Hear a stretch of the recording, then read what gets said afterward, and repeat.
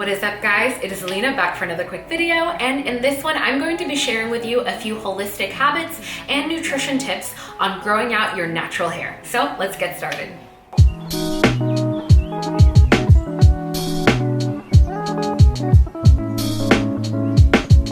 Alright guys, what is up? It has been a hot minute, but I am back doing a lot more videos, and if you guys didn't already know, I just completed organizing WellnessCon. WellnessCon is a conference that is 2 days outdoors centered in focusing on diversity and inclusivity in the wellness space.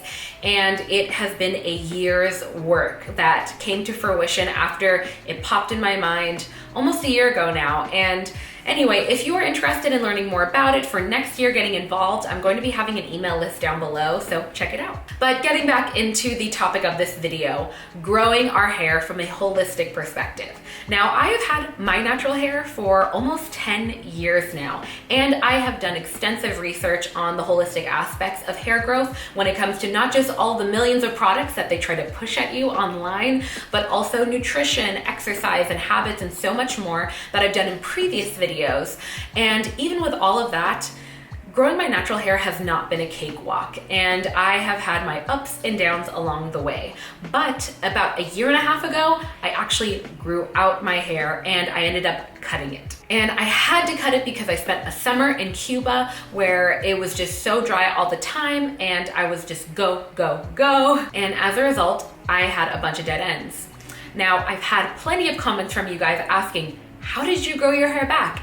And so I wanted to share with you guys a few holistic habit tips and nutrition tips to help you guys on your nutrition and natural hair journey. I'm jumbling over my words. So with that said, let's go ahead and get started.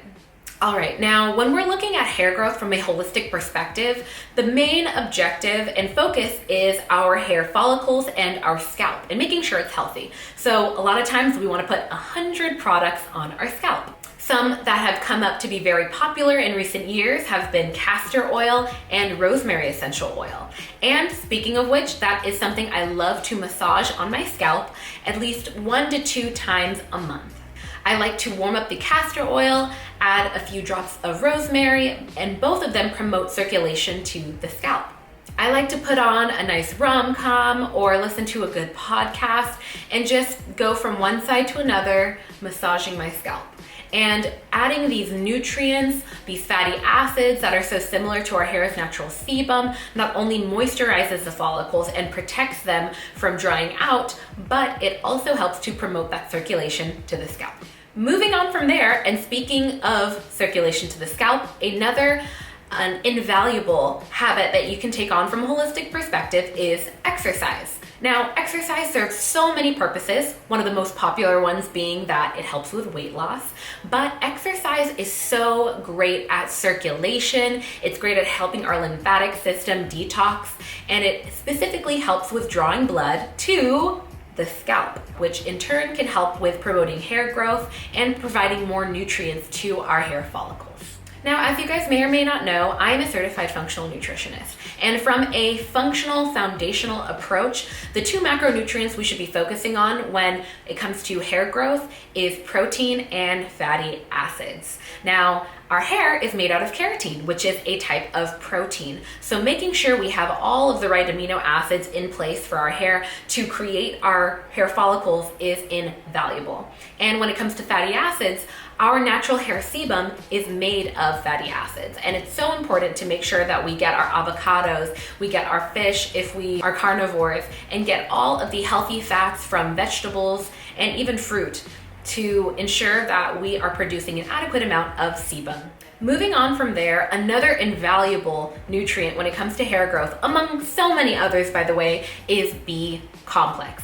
Now, what B complex vitamins do specifically out of the many other things that they do is that they help to carry oxygen and nutrients to the scalp and hair follicles. This is really important for making sure that we build hair that actually lasts and that can age well. That way it doesn't break off in the long run. Some great sources of B vitamins are from algae, dark leafy greens, and seafood.